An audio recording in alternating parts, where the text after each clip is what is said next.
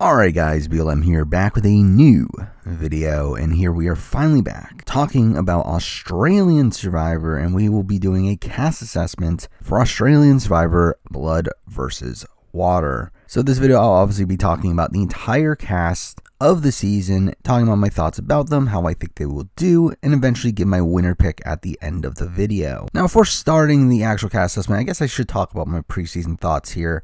Namely on the theme of Blood vs. Water, which I do think Blood vs. Water is a competent theme when you have returnees, as you already have one proven person, and more than likely you're casting that returnee because they have an interesting person to be on the show with. However, with newbies, I think something that San Juan del Sur struggled with is being able to find two people that were related, that were both interesting TV, where you end up casting a pair mainly due to one specific person. It does make me question the casting of the season as a whole. And also, I mean, there's some weird pairs here. I mean, obviously we'll talk through it, but it does seem to me like they struggled with casting the season. Also, I feel like it's weird the way they're handling returnees, in the sense that we got 3 Australian Survivor returnees on this season, which again, 2 of them make full sense. Another one just seems very random, and then obviously we have the appearance of Sandra, which also is just kind of jarring on this cast. Like, it really just feels like a random grouping of like notable figures for what is otherwise a pretty standard season of the show. But with that, I mean, let's just run through the cast. Now, normally in my cast assessments, I go through the players in alphabetical order, and we'll kind of be doing that here. However, we'll be doing that in pairs. And we're starting it off with the weirdest pair of them all. We have Alex, the brother of Sam Frost, who I think is this Australian actress and someone that was on The Bachelor. Again, never heard of them before this, but we have him on here with his brother-in-law in Jay, who, from what I understand, he was dating Sam at the time of filming, but have broken up since then, which makes this even more awkward. This is such a random grouping. Like, it really makes it feel like they definitely wanted Alex and Sam. They couldn't get Sam, so they decided to bring in Jay instead. Or maybe they wanted Sam and Jay. I mean, it could be that too. I think this is definitely a situation, though, where they tried to get Sam and couldn't get her on. So again, this is just a weird pair, and in terms of how they'll do, again, Alex is an interesting one to me because I do feel like he comes off as a super fan. Like, obviously his bio explicitly mentions that. And really, he just kind of comes off as a normal guy. Now, I haven't seen any video footage of him, and that's something I should clarify, is that with most of this cast, all I have are the photos and their short bios. Now, some of them have obviously had commercials and that sort of thing, but Alex is not one of those people. So again, I don't know much about him, but I do like that he is at least a fan of the show. He did seem to actually do some preparation for the season, but I'll be honest, I don't really see him doing exceptionally well on Australian Survivor. The first instinct I had when I saw him is someone like a Sam from Championship Contenders 1, and that's like kind of the trajectory that I see him going on. And then for Jay, I really just don't see Jay doing well at all. Something I find hilarious is that Jay barely has a bio. Like, most people have like a couple questions that they answer. Jay literally only has one, where it's, what are you looking most forward to? And his response is, I'm most looking forward to being away from technology. That's literally all we pretty much have in terms of him as an individual. And from seeing him right away, like, the first person that comes to my mind is someone like a Benny from Brains vs. Brawn. Now, probably not as serious. I feel like Benny came off as like super serious. I mean, he definitely seems like more of a fun-loving sort of bro-y guy. But I mean, like, realistically, I don't think Jay is someone that would typically do well on Australian Survivor. Again, a game that is very physical early on, but as you reach the merge, it definitely starts to become a liability to be very physical, where usually threats are taken out left and right early merge, and you're usually left with more under the radar players by the end. And really, Jay just doesn't feel like someone that would do well at the end of the day. The next pair we have to talk about here is Amy and Con, where Con, from what I understand, is someone that was on MasterChef Australia, while Amy is his sister. And Amy is someone that I'm definitely going to consider as a potential winner candidate. I feel like Amy seems like the typical mold for an Australian Survivor player. Now, I feel like there's definitely a lot of potential for her to be an early boot. I feel like there's a lot of potential for her to sneak her way to the end game and possibly win. Again, I see a lot of like Pia upside in Amy here. A major difference, though, is the fact that Amy is very young. I believe she is one of the youngest people on this cast, which is a very much older leaning cast. I mean, it feels like the majority of the players here are 30 or up. So I do feel like that might be something that harms Amy, especially in terms of perception by the end of the game, where I feel like maybe they aren't willing to respect her because she is so young. But again, like I do feel like Amy is going to probably be a very high variance player, someone that could be a very early boot, but also could be a potential end gamer as well. So she is a winner candidate for me.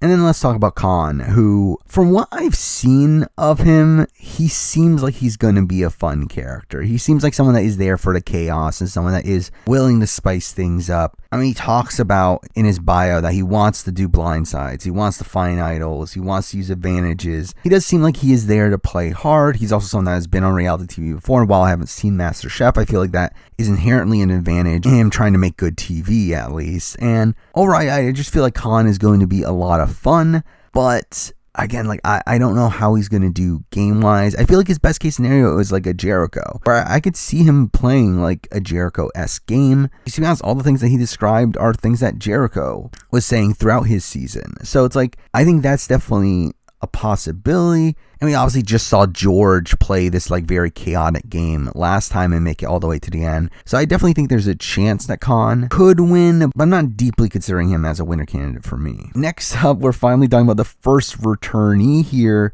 where we have the return of Andy along with his sister in Kate. And I will say this is such a bizarre casting choice to me. Not that I don't like Andy. I mean, Andy is someone that I wouldn't have been surprised if he was on Australian Survivor All-Stars. But like to just randomly bring him back for Blood versus Water here is just such a weird choice, especially when there are no other returnees that are coming in as individuals. I mean, like, obviously we have Mark and Sam, but again, that's like kind of its own special case. We obviously have Sandra, again, a very special case. Andy just seems so random. And what's also weird about it is that we've gotten no real press over Andy. I mean, obviously Sandra, Mark, and Sam have been like all over the promos, while like Andy is just so invisible. And to me, that does not scream out that Andy's going to potentially do well. I feel like if he were to do well being this returnee, they would promote him quite a bit. Not that I think he's going to like be the first boot or second boot or stuff like that, but I mean, I just don't really see where Andy is going here in terms of his game. I mean, like to be honest, see a lot of Troyzan in Andy, where to me that was kind of the first comparison that I thought of, is Troyzan in one world being similar to Andy in his first season, with that being, again, a very sporadic game, a game of him playing really hard to his detriment by the end of it.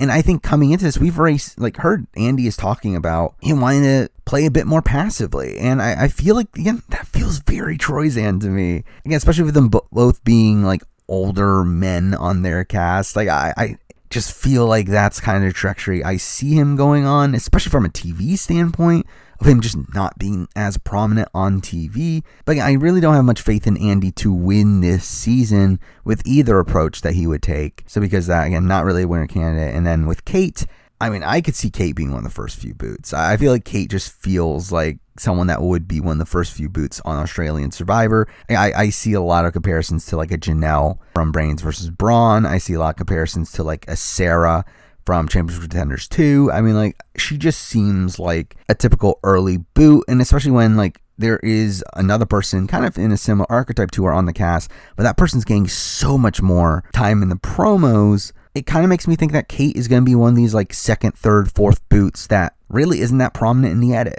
Now, she does seem like she is a fan of the show. Supposedly, she's the one that got Andy to apply for Australian Survivor to begin with. But again, like I just don't feel like Australian Survivor is the game for her. I would be surprised to see Kate make a deep run on the season. Next up, we have an interesting pair here. We have Ben and we have Shael. And out of the male-female duos on this cast, like these seem like the two most physical of that grouping. And because of that, I'm kind of conflicted on how they will do. Now, I guess we can focus on Ben first. Ben, to me, screams out as someone like a Sean. That's kind of the first person that came to my mind. Again, this massive guy, kind of like the workhorse for his tribe. Probably someone that is going to be very good at physical challenges. But I feel like that's probably all we're going to get from him. I mean, like, I just don't know how much strategy he has in him. I mean, unlike Sean, who I did think was a really strong player, like, I don't know what Ben has in him. Like, we just haven't really seen or heard anything from him in terms of like how much of a fan he is and how much he knows the game. I feel like that is a bit worrying, but I kind of see a similar trajectory for him, again, being a late like pre-merge boot, with them like voting him out in anticipation of the merge or voting him out right at the merge, considering how big of a threat he is. Like, I just can't imagine him making a deep run on Australian Survivor. Again, just not the game for him. It's very, very difficult to be an alpha figure and make it deep into Australian Survivor. And we've literally only seen it with David having been successful in doing that style of game. And like, again, like I don't think Ben has it in him. I'm not expecting him to do that well. But that brings us to Shael, his partner, who is definitely a winner candidate for me, where like I feel like she kind of fits this mold of maybe like an Abby from Championship Contenders 2, in terms of someone that is still physical enough to where they can win challenges at the time of the merge, but also isn't someone that is like clearly the biggest target at the time of the merge. Or again, like I think people like a Ben and some people we're going to be talking about that I think are going to be bigger targets at the time of the merge than Shael. And through that, I think she could sneak her way to the end of the game. The biggest issue for me, though, is that she is partnered up with Ben. Something that I do suspect to happen is that the less threatening member of a pair to be targeted in the pre-merge. And I feel like Shael definitely fits into that mold. I could definitely see Shael being targeted as a way to like weaken Ben. So to me, that is the biggest worry with Shael. However, I feel like outside of that, I do get a lot of positive vibes from her, and because that she is still a winner candidate for me. The next pairing we have is Brianna and David, and they are a father-daughter duo, which I believe outside Sandra, they are the only parent-child relationship here. And Brianna is interesting to me. I mean, she is someone that, again, that states that she is like a super fan in her bio. She talks about her biggest fears, not playing a big enough game, which is probably not the greatest sign, to be honest. Could definitely see her playing a bit too hard. But from what I've seen, like, I think I'm going to like Brianna. I think the issue there for me is that she kind of fits into this like Chelsea Walker or Allie Elliott sort of mold of someone that like could do very well, but is probably going to be sniped out at some point in the pre-merge. Then again, obviously those are Survivor US examples, but still, like, I feel like she kind of fits into that mold of this like strategically savvy, younger, like attractive girl that eventually gets targeted along the way. But again, if she is able to make the merge, I do think she has a deep run in her. And if she is as game savvy as she talks, then I feel like she could definitely have a decent chance at winning. However, again, to me, her archetype just feels like someone that isn't going to even make the merge. So because I didn't really put her in contention. And then we could talk about her father in David, who, I'll be honest, like, is probably one of the people that I have the smallest read on out of this cast. Like, I don't feel like I know much about David. Now, it does very much feel like he is on there because Brianna wanted to be on there, and Brianna is the bigger fan, while David is just kind of there. And I feel like that could possibly be an issue. Could possibly be like something like a Keith Nail situation where Keith Nail knew nothing about Survivor coming into it, but Wes was a big fan. Like, I could see this being a similar situation, though. I mean, I think just in general, David seems to be probably a bit more aware that it's a game than Keith was. I do, like, first thing that came to mind when I first saw him was David Oldfield, who was a player on Celebrity Australian Survivor, who's actually a pretty solid player on that season. So again, like, if he ends up being a similar style player to that, like, I could see David probably making a somewhat deep run. But realistically, again, like, I don't really see David winning this season.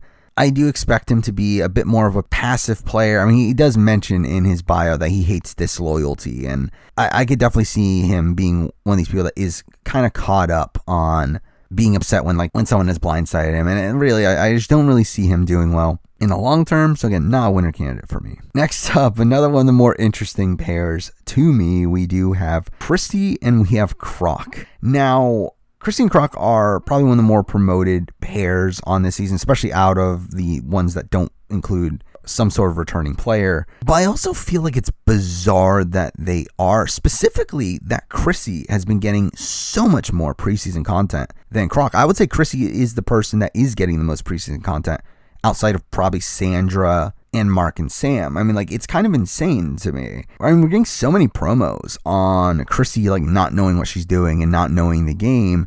But, like, could she possibly be the best player ever? Like, that just seems so ridiculous to me. But it's so ridiculous to the point where, like, again, I feel like that means she's probably going to do well. I mean, like, to me, it's either first boot or she's going to have a deep run. And she's going to get this, like, journey style of edit. And I'm much more leaning towards the latter at this point, considering we also got a promo more recently about how the first tribal was this big blindside. And it's like, are they really going to do a big blindside for Chrissy? I mean, like, I feel like it's much more likely Chrissy is a person making a deep run this season. However, I don't think she's winning. To me, Chrissy very much reminds me of Cara from last season of Brains vs. Brawn. Again, someone that probably is going to make like Final 4, Final 5, Final 6, like the end game stretches of the season, but still probably be cut at some point along the way. And based on what we've seen in the promo and also through her bio, I really just don't have much faith in Chrissy to win the game. So again, not a winner candidate for me. And next up, we're moving on to Croc, who I think is an interesting player, considering, again, he does talk about how he is a big fan of the show, which is kind of surprising considering he is this athlete, being a former NRL player. And again, to me, this screams out as a very Matt Rogers-esque player. Obviously, Matt Rogers was another one that was a fan of the show coming into it. Was a pretty cutthroat player, even though he did like kind of guise it under this like mateship and loyalty sort of brand. And I could see Croc doing a similar thing, but I mean, that's not a great look for Croc endgame wise. Again, I think Croc is someone that very likely could make the merge, very likely could be like the leader of the Majority Alliance coming into the merge. But again, like, I just don't see him making a deep run, and if he does make a deep run, that probably means he's not as likely to win the game. Or again, like, I don't see like David upside in Croc. Like, I don't think he's going to be someone that is able to manage his threat level as well as David was able to. So for me, it's either Croc is an early merge boot or Croc makes it far as a less likely winner. But even then, again, like, I don't really have much faith in Croc winning, even though I could definitely see him doing well in the game. The next pair we're going to be talking about are a pair of brothers that we have seen in our promos already. We have seen Jesse and Jordy, and again, these are two other people that I don't have much of a read on. Again, we obviously saw the bios from them and really giving me not much to really go off. And really just as individuals, I don't really have much to go off of. I mean, Jesse is a triathlete. I expect him to be very good at challenges. But again, in Australian Survivor, that's not a great thing for the long term. Again, like, it definitely could make the merge, definitely could win like the first few immunity challenges, but I just can't imagine him making a much deeper run than that. And then with Jordy, kind of similar thoughts. I mean, he's a landscaper. He seems to be physical as well. I mean, he talks about how he learned to make fire, like, so he could be good around camp. But realistically, I don't have much of a read on either of these players. But that said, like, I could see both of them making the merge. But if they do both make the merge, I feel like they're easy targets at the merge. Again, they're going to be two really fit physical guys. And it's like, are you really going to allow both of these guys to make a deep run? I feel like that's very unlikely. Again, it could be like an Ars Vetus situation coming to the merge where they go out back to back. I could see that being a thing. And even if like one of them comes into a merge standalone, it's like, again, like, I don't see how they allow one of these guys to make that deep of a run into season, especially like beyond like final 7 or so. I just don't see it being a realistic possibility. So again, neither of them are really winner candidates to me. And with that, we're moving on to another pair that I, again, also know very little about. We're moving on to Jordan and Josh, who I feel like are the two people that I literally know the least about. These are two people that, again, never saw images of them in my entire life before the cast reveal. And also, I just don't feel like I know much about them as individuals based on their bios. I mean, they're cousins. I believe Josh is the one that talks about how he is a fan. So, I mean, at least that's something. But again, like, I really just don't have much to go off here. I really don't feel like either of them scream out to me as like too likely of winners. Now, unlike Jordy and Jesse, who to me come off as much more physical figures, people that are for sure being targeted at the merge, I can see Josh and Jordan squeaking by a bit more. I can definitely see at least one of them being like an end gamer. But considering how little information I have on them, I just don't feel confident in making either of them potential winner candidates. Next up, we're moving on to KJ and Sophie Sisters, with Sophie supposedly being this like big mommy blogger, I think. I know nothing about who she is, but supposedly she is a big deal outside of the show, and there's obviously these rumors that she got a big appearance fee to even show up. And I'll be honest, like when it comes to Sophie, don't feel that great about her in the long term. Again, definitely someone that could potentially make the merge, and if she does, she's probably in it till the end game, but I don't really get much strategically from her. Like, I just don't know how into the game she is, where I wouldn't be surprised if she's just there for the paycheck and there for publicity. While I feel like KJ is someone that I feel very good about. I mean, KJ is someone that is coming into this, again, super fan of the show, supposedly. Someone that seems like they have the potential to be a pretty solid all-around player. Someone that, again, like I don't think is probably going to be targeted by the time they get to the merge. Again, definitely has like early boot potential, but I'm hoping that she can get by that through her knowledge of the game. And to be honest, like KJ just feels like a solid all-around pick for me, so definitely someone that I am considering as a winner candidate. Next up, we're moving on to one of the bigger ticket items here. We do have Mark and Sam, which, again, weird that they're back, but also not that surprising. Again, when I first heard Blood versus Water, and we heard that there was going to be like a returnee pair, again, like Mark and Sam being back was not a surprise. To be honest, I was kind of surprised that we didn't hear more about Mark potentially being on All-Stars, considering how much production seemed to love Mark at the time of Australian Survivor 2017. So again, not surprising that they are back here to me. Though something I do find interesting about them is I do wonder how much of a target they're going to have on their back. I do question, are they going to be this massive target because they are this married couple that met on the show, both former players? Or is there going to be some level of reverence for them? Are they going to be able to improve upon their games? Because both of them did not play the greatest the first time around. With Mark feeling like someone that was kind of aloof for a lot of the game until like really his last round when he knew he was on the bottom. And you have Sam, who was someone that was probably a bit too aggressive in the game and probably needs to like tone down her personality a bit if she were to want to do well here. Like I feel like they both obviously had their issues, but I feel like they both could easily fix those up, with I think Mark's probably being the easier one to fix,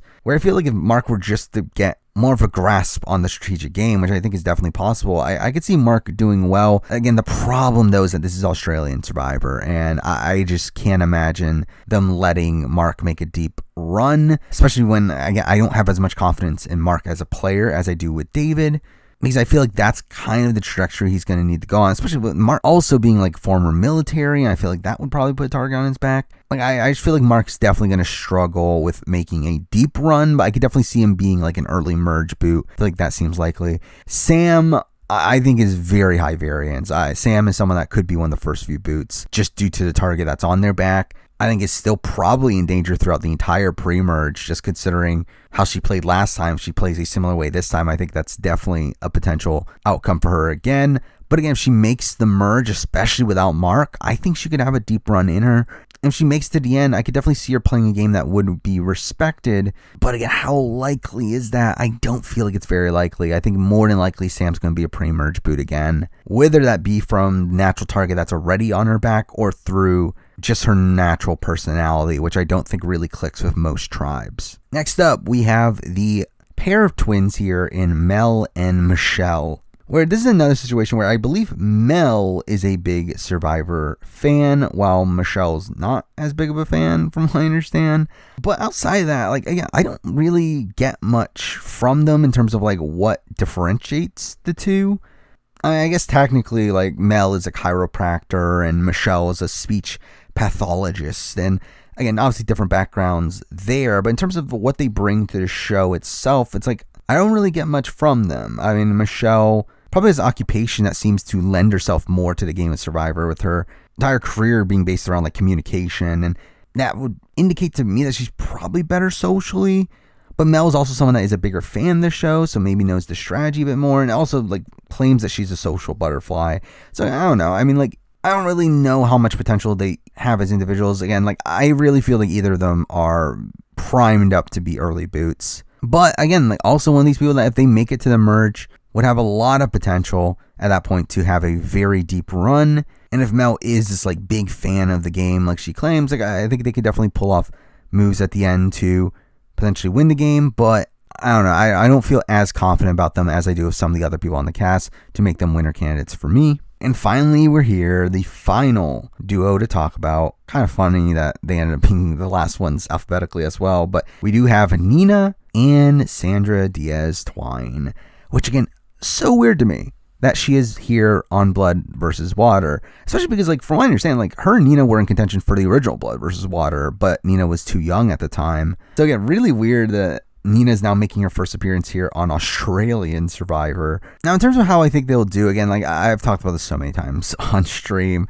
about how I think Nina is more likely to be an early boot to me than Sandra. I think when initially we heard that Sandra's going to be on Australian Survivor, my initial thought was obviously Sandra's going to be like the first boot or second boot. However, I think the more and more I thought about it, the more I do think that Sandra can be kept around both as a target and as a person that has some level of reverence for them. While I feel like Nina is going to be a target early on. Again, Nina feels to me like the person that's going to take the brunt of that target, where again, like, I feel like it's going to be this situation where they want to weaken Sandra, so they take out Nina. Plus also this target on her back just from being the daughter of Sandra, and also this target on the back from being American on a cast of almost entirely Australians. So like, Nina is someone that I would like to see do well. I think there could be some potential in her. Again, essentially being this younger version of Sandra, I'll be honest, like, I don't think it's gonna go well. But obviously, I would love to see it. And then with Sandra, I can see a world where Sandra makes the swap. I can see a world where Sandra makes the merge. I cannot see a world where Sandra is in the final two and winning the game for a multitude of reasons. I think one, obviously the target of being this two-time former winner, I think is one that is going to greatly harm her at the end of the game. Again, one that I think there is going to be some reverence for early on in the game. I do think Sandra is good at building one-on-one social bonds to where, like, I would not be surprised if she is in the initial majority on her tribe, makes the merge, isn't a target right away because there are these big physical threats to be taken out. But I think once those physical threats are gone, I feel like Sandra is the next to go. I feel like Sandra, to me, again, like, obviously still has the potential of being a very, very early boot. However, again, I don't think that's as likely considering a couple things. One, how much they're promoting her. Second, how much JLP has been talking up Sandra in his interviews. Also, with how much Sandra is advertising the show, that makes me think she probably had a good experience with it. Like, it very much makes me feel like Sandra did not go home early at least. Like, definitely not within the first few rounds of the game. And again, beyond that, like, again, I think she can easily make the merge. It's just, I feel like that target is going to be way too big for them to allow her to get to final two. And also, I think there is going to be the sentiment of obviously not wanting to give Sandra another win, considering she's already won 2 times. And also, again, she is American on a cast of Australians. I do think that is also a factor that is going to come in to where they're not going to want the American to win as well. So again, I feel like there is a lot of potential for Sandra making a deeper run, despite the fact that Australian Survivor is this like very physical game, and Sandra's obviously not known for that. But again, like, I just can't imagine Sandra winning again. I don't think it's super likely, so not a winner candidate for me. So with that, I have narrowed down my winner candidates to Amy, KJ, and Shael. And I mean, to be honest, I feel like I kind of gave it away through the video, but let's just run through it anyway. Again, Amy, I think there's definitely like some Pia upside to Amy. I could see her squeaking her way to the end and potentially winning. The problem is I do feel like she has very high variance, just like Pia, and could very much be an early boot. So because I did take her out of winner contention. And then between KJ and Shael, I do feel like it is kind of close between the two. But the thing that is taking me back from picking Shael here is this element of Ben being her partner, this someone that is probably going to put a target on her back, and also her being more blatantly physical does make me want to go for KJ. Again, like, to me, she just seems like a very well-rounded player. I mean, someone that is going to do okay enough physically, probably not someone that is like, again, not a big target because of her physicality, but like someone that should do fine. She's a former flight attendant, which is an occupation that has good representation on Survivor, and is also a fan of the show that should be decent enough strategically. And to me, she's also like kind of a perfect age here at 37, where she's not too young, not too old. I can definitely see some like Haley upside in her, which actually kind of like is a bit worrying considering we just saw Haley win, but still at the same time, she doesn't have a target on her back from her loved one, where I don't think there's any inherent reason to get rid of her early on. So again, for me, I just feel like KJ is the person I have the most confidence in at this early stage, and because that, she is my winner pick here. But there we go. I mean, that is my cast assessment for Australian Survivor, Blood versus Water. So the way that I plan on covering this season is similar to how I've covered previous seasons in the past. I do still plan on doing a mid-season power ranking around the time of the merge, followed by a review at the end of the season and a player ranking immediately afterwards. Now, if you want to hear my thoughts on the season as we go along, I do stream on Twitch, so you can follow me there, where I'm sure we'll talk about the season as it goes along. Also, very soon, we do got Celebrity Big Brother coming up, Survivor 42, Big Brother Canada. We got a lot. There's a lot coming up, so obviously stay tuned for that. But for now, that is the video. Thank you for watching.